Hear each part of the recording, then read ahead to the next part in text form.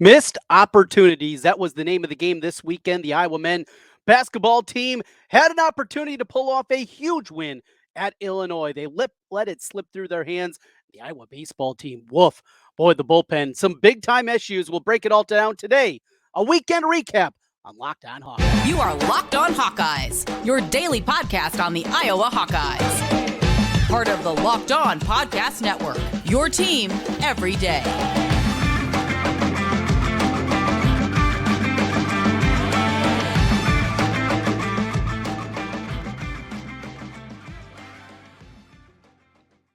Hey, welcome in. I'm Trent Condon, and this is the Locked On Hawkeyes podcast. Thanks for making Locked On Hawkeyes your first listen every day. We're available wherever you find podcasts. You can also find us on YouTube. While you're there, make sure you hit the subscribe button. Helps us get in front of more Hawkeye fans. Today's episode is brought to you by FanDuel. Make every moment more. New customers join today, and you'll get $150 in bonus bets if your first bet of $5 or more wins. Just visit FanDuel.com/LockedOn to get started. Well, a weekend of some highs and some lows overall as we get into it here today. We open things up with a huge missed opportunity from the Iowa men's basketball team as they made their way over to Illinois. Coming on the heels of the big victory against Michigan State earlier in the week, the opportunity was there to pull off the upset. And when you kind of looked at this final stretch of games, this was going to be the most difficult in my mind. Illinois coming off the loss against Penn State, letting one slip away, a 7-point lead with 40 seconds to go, and they blow that one in regulation and lose to the Nittany Lions. They're coming back mad. They're coming back on their home floor, and Iowa, of course, going on the road for the second consecutive game. Not a more difficult road trip, going out for two games, going to East Lansing and Champaign like the Hawkeyes did, yet they had opportunities in this game. In fact, a 7-point lead in the second half of this one certainly felt like maybe they could pull this off. Ultimately, though, the way the second half went, and more importantly, the way the second half was actually officiated, really dictated this one. It really took away some of the things that Iowa was able to do in the first half as they shot incredibly well, were able to get to the rim. They were doing so many good things in that avenue. And when that went away, Iowa just didn't have a response. They didn't have kind of a plan B in the second half when the physicality really went up on the defensive end from Illinois. Now, Iowa scores 42 points in the second half, but after shooting a blistering 62% from the floor in the first half, it really did crater in the second. And I think when you look back upon it, that's going to be the one that you look back upon because you win this game. If Iowa would have beat Illinois, we'd be talking about a team absolutely that would be in consideration to be an NCAA tournament team. I don't think there's any doubt about it. Iowa, though, in the second half shoots just 12 of 34 from the floor, including 1 of 6 from deep. And that continues to be the one main thing. This team still playing at elite level offensively. When you look at efficiency numbers, they are still one of the best teams in the country. And they're doing it without shooting the ball well from downtown. It's just such a rarity in today's age of basketball that you're able to do that. And now the pressure ramps up. So we talked last week when you look at Iowa's resume, and they were up to 3 quad one victories after the win at home against Wisconsin, going to Michigan State, and then Minnesota jumped into the top 75 of the net rankings. And with that, that meant the road win against Minnesota was a quad one victory. Well, yesterday, Minnesota gets blown out at Nebraska, and they drop in the net rankings because the net rankings are not just winning and losing games. It's also how you lose them and win them. And the numbers that are put in there go in the efficiency numbers. When you get blown out, it's much more impactful. So now Minnesota is down 278. The Gophers can get back in there. They have two tough road games themselves. Does Minnesota. They go to Illinois this week, and then at the end of the season to Northwestern. Likely going to have to win both of their home games and maybe even pull an upset. And it's difficult to see, though this Minnesota team is getting better, them getting to that level. It could come down to the Big Ten tournament. But it's not about Minnesota and getting another quad one victory. It's back to Iowa and getting back into the winning side of things. You get Penn State this week, a huge opportunity there, obviously, to get a home win, and then you finish up at Northwestern, and then you go and get Illinois one more time back at home. That is the schedule, the remaining way. The likelihood is that Iowa's probably going to have to go 3-0. The Penn State win will not be a quad one victory. That will not go in their resume, being at home. And then the final 2 games will be quad one opportunities for them. If they would do that and Minnesota doesn't get back in to the top 75, I would be sitting at 4-8. in quad one, coupled with a 6-3 record in quad two going into the Big Ten tournament. The record would sit at that point at 19-12 overall. You would be in really good shape. A winning record in the Big Ten, even in a down season. It's a down season, but one thing also we do have to look at is not all schedules are created equal in the Big Ten. I realize this. Iowa has had to play the top teams or will have played the top teams in the Big Ten in two different times this year. Obviously played Purdue twice. It didn't go well. Played Wisconsin twice. Got a game at home against them. And played Illinois. And in this scenario, you get a win against them. So it's not an 11-9 record that is dictated because you're beating up on the bottom of the conference. That you got 2 wins against Michigan and 2 wins against Ohio State. That's not the way this is. Absolutely not. In fact, Ohio State, with their win against Michigan State, that's improving as well in terms of the metrics. But that's another thing that you have to look at. When you dig a little bit deeper, they don't look at conference record, but they do look at who you played within the conference. And because of what Iowa has against Wisconsin, what they would have with the win against Illinois, I think the resume would be really good shape going into the Big Ten tournament. Now, the likelihood, even doing that, Iowa's still going to be probably the number 7 seed. I'll potentially have to see Illinois again after the 7-10 game in the quarterfinal round against the Illini, who would be the number 2 seed. So that's still out there. Some things can change and fluctuate, but overall, that is what's in front of them. You can't lose the game in the 7-10 game in this scenario, but that's where we are right now. Digging a little bit deeper into the game, a couple of different factors. Ben Krikke, good to see him out there fighting again. Did some good things offensively, but on the other end of the floor, him against Coleman Hawkins, it was a mismatch, and we saw that. And you understand wanting to keep Owen Freeman out of foul trouble, keep him out there as much as possible. Owen really struggled. Just got 5 shots off, was 2 of 5 from the floor. Just some fumbled passes in there. It wasn't the Owen Freeman, certainly, that we were used to. And the bigs were a big reason for that of Illinois. Mentioned Coleman Hawkins, Guerriere, who can play inside, outside, really athletic guy. He was really good in the game. Danger came in, and he caused some problems with his physicality. So, overall, wasn't a great game for Owen Freeman, and definitely need to get him back playing at a high level. We got to talk about Josh Dix, though. And this is the Josh Dix that we've been hoping to see all season long. Numbers are incredible. I mean, efficiency numbers are so good. And it's because he doesn't force the issue. He doesn't push things when they're not there. But we continue to bring it up. Josh Dix needs to be more aggressive. And certainly, as this team is not a great three-point shooting team overall, when they're not a great three-point shooting team, you need guys that can be facilitators and do some different things. And that's definitely a part of his game. Tony Perkins was great again. There's something about him playing Illinois. He's had some really big performances. 18-8 and 4 points, rebounds, and assists for him in the game. Patrick McCaffrey, it was a struggle. Finished minus 15 while he was on the floor, minus 16 for Tony Perkins in the box score. Freeman was a minus 11. Of the regulars that played, Brock Harding was a plus 6. Had a bucket score late in that game that helped that out. And Dembele, I gave him good minutes. And Fran said after the game, I got to get more minutes. Fran, you control the minutes. Do it. You want to give Dembele more minutes? Guess what? Sherm's not going to tell you no. Do it. Put him out there more if he needs to. Patrick, a disappointing effort from him. We saw a lot of the issues that have cropped up from him in the past, dribbling to nowhere, picking up his dribble in bad spots. He was just bad out there.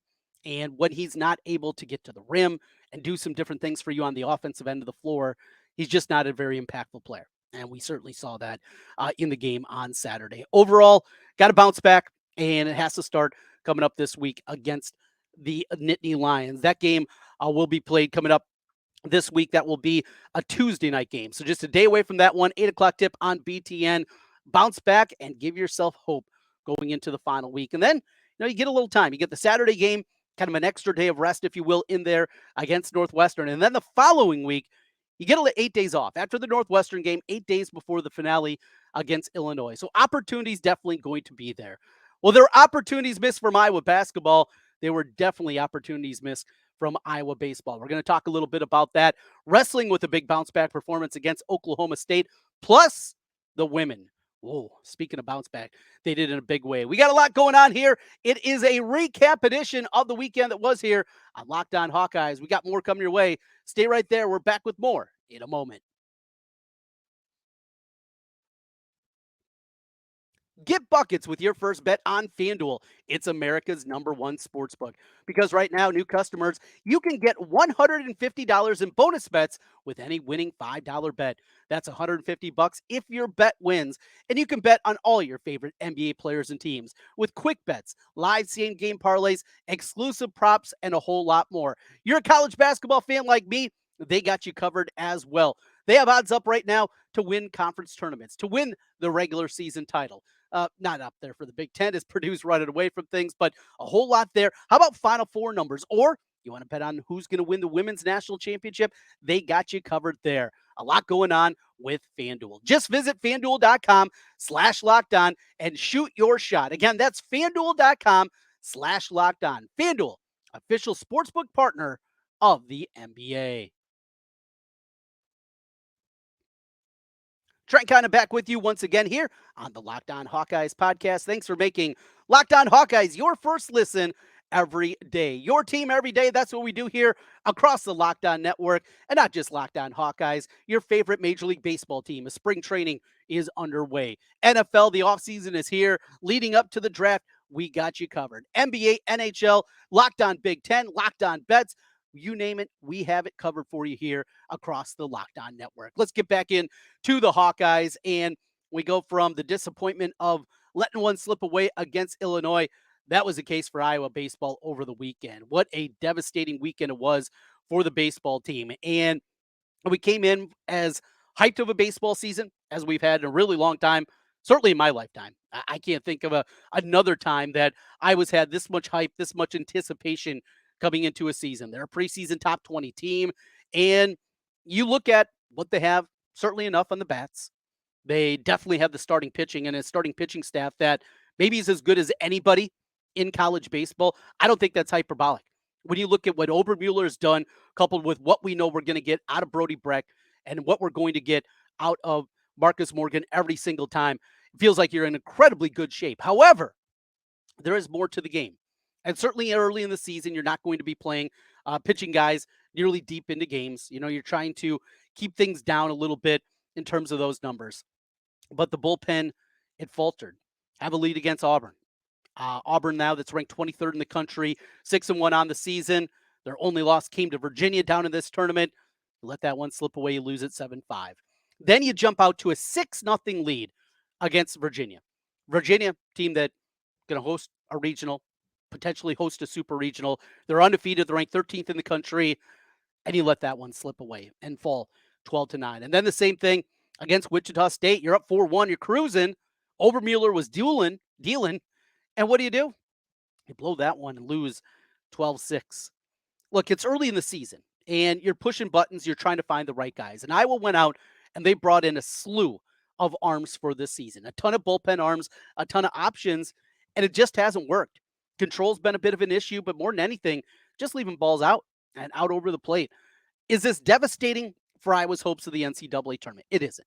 It's not devastating. Even now with a 2-4 record, the Loras game doesn't count as it pertains to the RPI. Even with the 2-4 record, they're still sitting here 89th in RPI. Non-conference RPI, strength of schedule, is 42nd. So it's not awful, right? They're not done. Oh man, season over. No. There's still a lot in front of them. The Ole Miss series that they have coming up this weekend, Ole Miss is down for their standards this year. You go to Jacksonville State in early March. 3 games against them. They're a top 50 team right now in the RPI. Ole Miss will be better, I think, by the end of the season. You get Georgia, and you go there for a midweek game on March 12th. So there's plenty of opportunities, plus the Big Ten slate. Like, you go out, you win the regular season title in the Big Ten, you're still going to be in good shape. You can't afford some of the losses in the midweek games that have plagued them at times over the last couple of seasons. You can't afford a bunch of those, but there's still strength in the schedule. You still challenge yourself enough, and I think people will know. If you figure out the bullpen, you're going to be okay. But that's the name of the game at this point. Bats are okay. I mean, you would have told me going into the weekend that you're going to score 5, 9, and 6 in those 3 games. I thought that was going to be enough, and it was with the rotation. It was the bullpen. It's a pretty simple equation here, but definitely a missed opportunity. It was not a missed opportunity for the women's basketball team. They bounced back and dominate Illinois. It was the kind of win that they needed because it was another game where Caitlyn Clark didn't play her best. Trent, she had a triple-double. She did. But Caitlyn, is there a little something off there? We're going to get into that a little bit. But let's talk about the wrestling team as they get their win in the finale of the regular season against Oklahoma State. Some definite good news coming out of that one as we continue. This is Locked On Hawkeyes.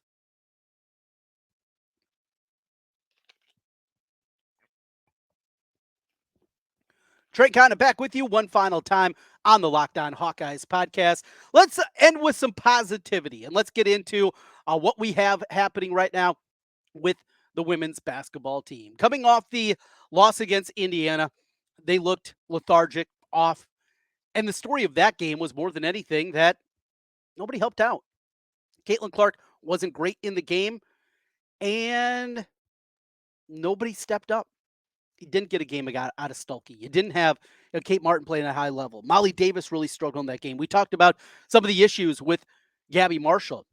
And yet Iowa comes out yesterday in another game where Caitlyn wasn't shooting it well from the outside. And most everybody stepped up. Most everybody made plays, got to see a little deeper out of the bench. We got to see a little bit more Addison O'Grady. I think that is a huge component, certainly, for this team.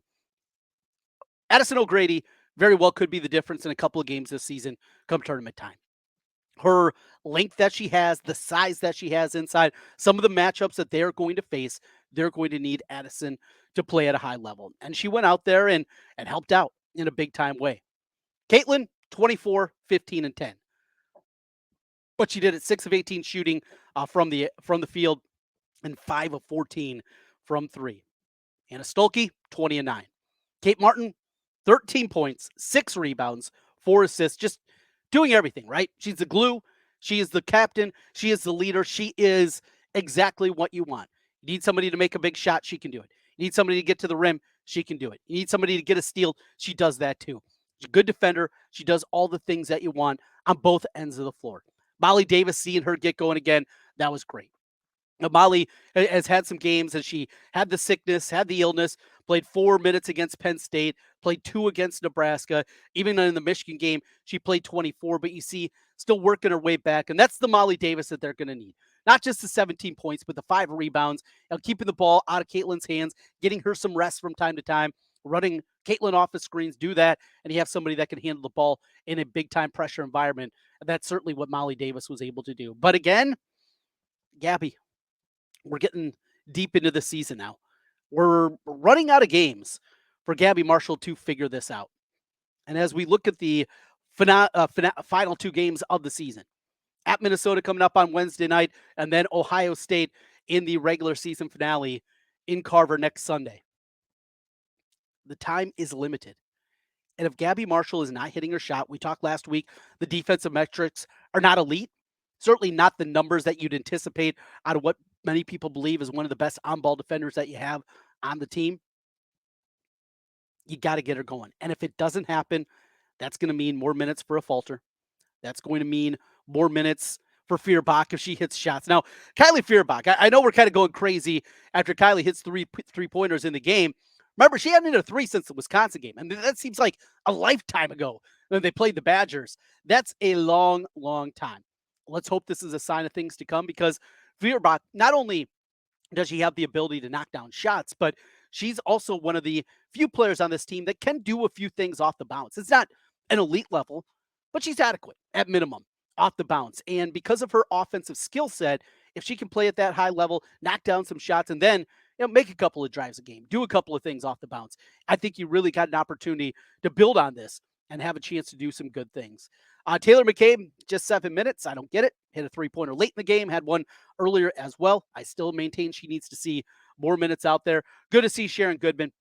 And one final note on this game. So it was the pink out for cancer, and you saw all the players had somebody on their back, somebody close to them, somebody that was impacted by cancer.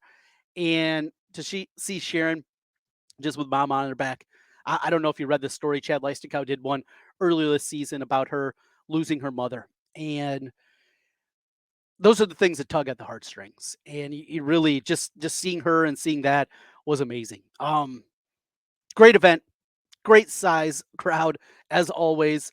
The environment in Carver for women's basketball is through the roof, and you have to love obviously what we're seeing there. And good to see Sharon get out there and able to play in the game. In fact, everybody was able to come in late in that game. Got to see Johnson, the freshman, who I know they have high hopes for her building into something. Jada Jimphy from here, my local front in Central Iowa, and AJ Edinger. One thing that Coach Bluter mentioned after the game is consistency with the post players and getting that consistency. We don't quite have it for Madison O'Grady, but got to see more. You got to give them opportunity to play through a mistake too. And that's something we just haven't seen this year because the minutes have been so limited for really all three of those post players with Goodman, O'Grady, and even Edinger to a certain extent. The minutes have been so limited. And because of that, we just haven't been able to see them play through a bad stretch. Go out there. You're going to need them. You're going to need them at some moment here. Got to continue to throw them out there. Got to continue to see that improvement. Keep doing the work in practice. Keep trying to open up the coach's eyes. Keep listening to Coach Jensen and what she posts, coaches in the post, because she's amazing on that front too. That's what you need going forward. Oh, and one more note. How about the idea? Now, the first person that I saw that came up with the deal was my guy Dan Welter. If you're a Hawkeye fan, he's a great follow on Twitter. And he mentioned putting something up, putting some kind of decal where Caitlyn Clark hit the shot that set the scoring record, the NCAA scoring record. And though still trying to track down Woodard, and there's the weird Pistol Pete thing, which is a conversation maybe for a different day. To hit that shot in that moment from that far away, I thought FS1 did a really good job too of showing all the players before the game launching shots from there, and it's a long, long ways away. I saw that there was a youth team that was able to practice at Carver, and they were trying to hit shots from there. There's no shot, not a whole lot of success from that one.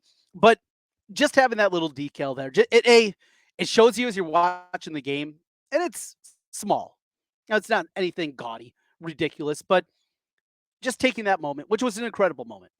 I mean, to hit that shot at that time was amazing, and to do it so early in the game against Michigan. But it shows you how difficult that shot is for anybody short of Caitlyn Clark, right? Shows you how tough it is to make some kind of shot like that, but also to honor her in a way. I mean, talk about a rarity. Having something to decal on the floor while you're still playing, it doesn't happen. It just doesn't. With Caitlyn, does she seem a little bit tired? Go back to the Indiana game, it wasn't good. This one didn't shoot it real well. Are the legs a little tired? Is all this, everything that she's going through with the publicity and the media availability and just the constant pressure that is on her, is it catching up? Ultimately, I don't think so. I think it's just a bad stretch shooting the basketball. And she impacts the game in a number of different ways, and it's just not about her shooting, as we know. It's all the other things that she can also do. But something to keep an eye on. Because Iowa's only shot of making another run, Caitlyn needs to be at her best. You go back to the South Carolina game. Yes, we talk a lot about the defensive game plan and what they came up with, and Coach Fitz coming up with the game plan. We're just going to sag off everything and pack it in inside and hope for the best. And though they gave up a ton of offensive rebounds, even with that game plan, they were able to find a way. Caitlyn was still as amazing in that game. 41 points, and just her ability to do that. Iowa has to have Caitlyn Clark to play at that level. She has to be Superwoman if this team's going to make another Final Four. If they're going to play for a championship again, she has to be at that level. And she certainly hasn't over the last two games. I hope it's just as simple as there's some clunkers, and they're going to happen. And she's going to find it again, get that stroke going again, and we're going to see the Caitlyn Clark. Just something to keep an eye on. And finally, the Iowa wrestling team. What a performance going down to Oklahoma State. Really good environment down there. Third biggest attendance ever at Iowa. And they went down there and really took care of business. It started early on, and it continued really throughout the course of the match. Good wins. Gabe Arnold got beat. He was wrestling the second-ranked wrestler. And Ben Kueter, a heavyweight, beating a ranked wrestler. You know, the decision now for Coach Brands and the rest of the wrestling crew is, what do you do with those two freshmen? Both of them can maintain their redshirt status if they don't wrestle, or do you put them out there at Big Tens? You're not going to chase down Penn State. Mr. Oakji, he's got banged up at the end of their final regular season duel, but even if he wouldn't wrestle, even if he doesn't wrestle at Big Tens, he'll get a wild card, and he'll be the number one seed. But secondly, even without him, Penn State's still going to win the national championship. They are. It's just a simple numbers game. They're too good, too deep. They got the veterans, they got the youth. I mean, they have the gap between them and everybody else is so significant. Do you impact your future and getting 4 more years out of Gabe Arnold, 4 more years out of Ben Kueter to try to get second? I don't know if that makes a whole lot of sense. That's a decision, not an easy place to be, certainly for the wrestling program. But after how poorly it went against Michigan, went kind of as anticipated against Penn State, to bounce back, beat Wisconsin, and then do that at Oklahoma State, at least give a little positive momentum going forward here. And again, the realistic scenario is you're trying to track down a top 3 finish, get a team trophy. That's what's plausible because number 1 is unattainable. You hate to say it, but that is the reality, and that's where we are. Up and down weekend of Iowa sports this weekend. Iowa baseball, Iowa men's basketball. Some disappointment there. And what could have been good on the wrestling on the women's basketball side. We got a busy week coming up for you here on Locked On Hawkeyes. We got you covered. We're going to get a little more football talk in also this week as we ramp up towards spring practice. We got to talk a little football. If you missed it last week, we had an opportunity to talk to our recruiting guru and get a little look at Thomas Meyer and a couple of the other guys for the class of 2025 that already committed, and good stuff there. That was on the Thursday podcast. Your team every day.